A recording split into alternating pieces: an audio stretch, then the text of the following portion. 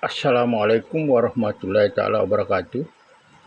Selamat pagi, selamat berjumpa lagi penggemar TikTok di seluruh Indonesia dari Sabang sampai Merauke. Mohon maaf beribu-ribu maaf. Ini saya postingkan lagi diri saya, tidak ada lain dan tak bukan hanya mengenai laporan saya, kepala desa saya laporkan merampok uang negara, merampok uang rakyat. Jadi yang menonton postingan saya ini, saya memohon dengan sangat kepada Bapak Ibu yang terhormat, tolonglah dibantu pirakan agar sampai ke Bapak Presiden. Kalau memang kita benar-benar tidak suka namanya kepala desa perampok uang negara. Apa yang saya sampaikan ini saya jamin 100% dan di rawan negara dirampok miliaran. Jadi yang pertama saya jamin 100% korupsinya miliaran. Dan miliaran korupsinya. Kalau saya tidak bisa buktikan 100% korupsi dan miliaran, saya siap ditembak mati. Itulah jaminannya dari saya. Dan saya memohon dengan sangat kepada pengawal TikTok, Facebook seluruh Indonesia mengenal saya, mengenal kepala desa saya. Jangan ada berprasangka buruk bahwa saya ini dianggap seolah-olah sentimen atau sakit hati. Itu tidak sama sekali. Bapak itu atau siapapun orangnya, kalau memang menganggap itu dosa besar. Dosa besar. Karena saya jamin apa yang saya sampaikan ini jaminannya dari saya, karena saya buta hukum, saya tidak tahu pasal berapa, saya siap ditembak mati. Pahamilah bahasa saya itu. Jadi saya melaporkan kepala desa saya ini, saya dipaksa dan terpaksa. Kenapa saya katakan demikian? Tidak ada kepala desa di Indonesia ini tidak tahu, tidak paham dirinya ditempati melapor masalah tanah. Dari hari ke hari saya sampaikan, dari minggu ke minggu saya sampaikan, dari bulan ke bulan, dari tahun ke tahun saya sampaikan terus. Itulah penyebabnya, karena saya menganggap dan saya menilai betul-betul saya hanya dibohongi oleh kepala desa saya sendiri. Jadi saya terpaksa tingkatkan, karena sudah berjalan bertahun-tahun saya tingkatkan di kecamatan, tembusan kabupaten.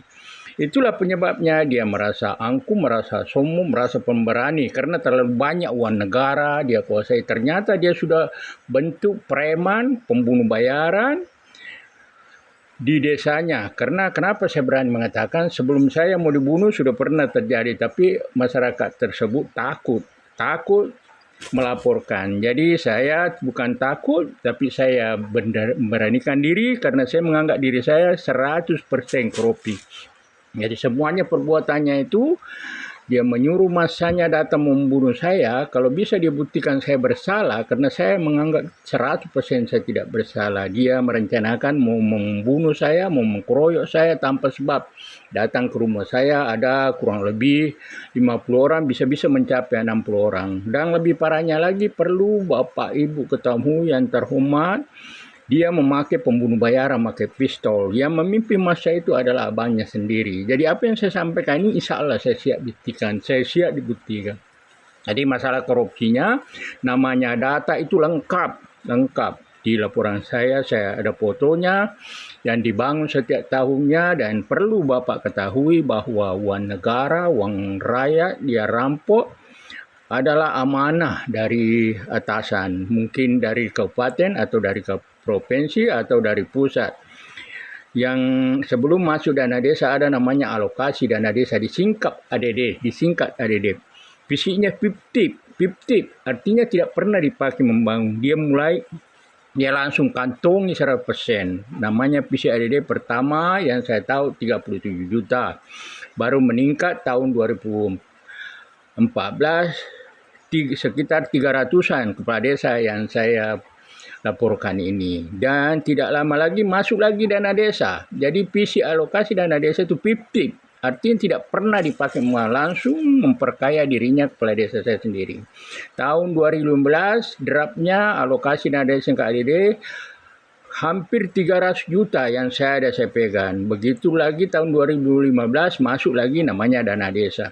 Dana desa saja ada yang fiktif. Artinya tidak dipakai dipakai membangun di desa, langsung di kantong 100%. Jadi apanya lagi yang kurang jelas, mohonlah cermati bahasa saya ini. Laporan saya sudah berjalan 10 tahun 4 bulan sekarang. Jadi temuan saya sekarang ini namanya keadilan di Provinsi Jambi ini, terutama di Kecamatan Sadu, Kabupaten Tanjung Jabung Timur, Provinsi Jambi, tidak berlaku adil, hanya berlaku kepada orang kaya saja. Karena laporan saya ini sudah berjalan 10 tahun 4 bulan sekarang.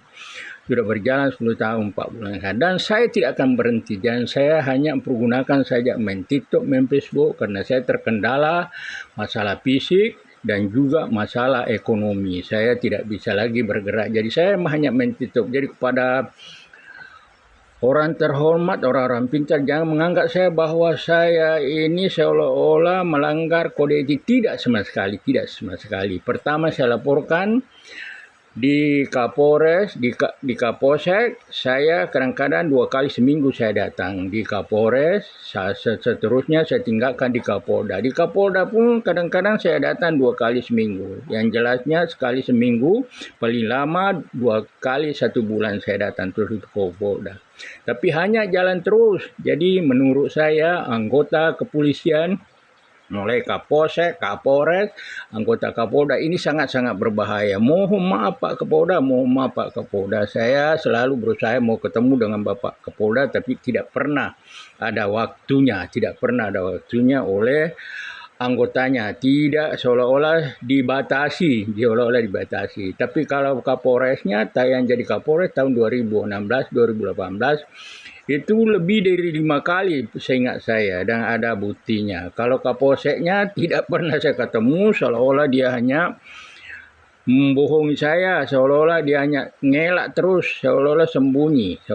Tidak pernah saya ketemu yang Kapolseknya tahun 2015-2016. Jadi mohon Pak Presiden, mohon semuanya orang pintar yang menonton postingan saya ini agar dibantu pirakan agar sampai ke Bapak Presiden. Mohon Pak Presiden, jika memang benar-benar korupsi mau diberantas. Karena laporan saya ini dan foto rekaman saya ini sudah berapa orang pengikutnya kepala desa yang saya laporkan ini saya bagikan supaya kalau dia punya merasa benar dia keberatan di Kapolda. Saya sampaikan tidak perlu datang ke rumah saya, datang saja ke Polda supaya kamu tahu yang mana yang benar, yang mana yang salah, mana orang jujur, mana orang penjahat. Karena saya ini menganggap diri saya orang jujur tapi belum terbukti. Saya bagikan sudah berapa banyak pengikutnya itu, tapi dia diam saja. Ini sangat-sangat berbahaya Pak Presiden, sangat-sangat berbahaya. Seolah-olah di desa saja bisa orang bentuk namanya preman, kelompok yang menyesatkan masyarakat, yang membahayakan negara kita ini. Jadi mohon Pak Prabowo, mohon Pak Presiden, mohon semuanya menonton postingan saya agar dibantu gerakan sebanyak-banyaknya sampai ke Bapak Presiden. Mohon Pak Presiden, mohon Pak Prabowo. Kalau memang benar-benar korupsi mau diberantas, mau diberantas Pak Presiden, jaminannya dari saya siap mempertaruhkan nyawa saya siap ditembak mati, saya siap bikin peraturan baru, bukan hanya katanya-katanya. Kalau saya tidak bisa buktikan 100% korupsi, begitu juga korupsinya miliaran. Kalau saya tidak bisa buktikan miliaran, saya siap ditembak mati. Mohon Pak Presiden, mohon kepada pengamati untuk seluruh Indonesia yang menonton postingan saya ini agar dibantu pihak sebanyak-banyaknya agar sampai ke Bapak Presiden. Mohon Pak Presiden, kalau memang benar-benar korupsi mau diberantas. Assalamualaikum warahmatullahi taala wabarakatuh.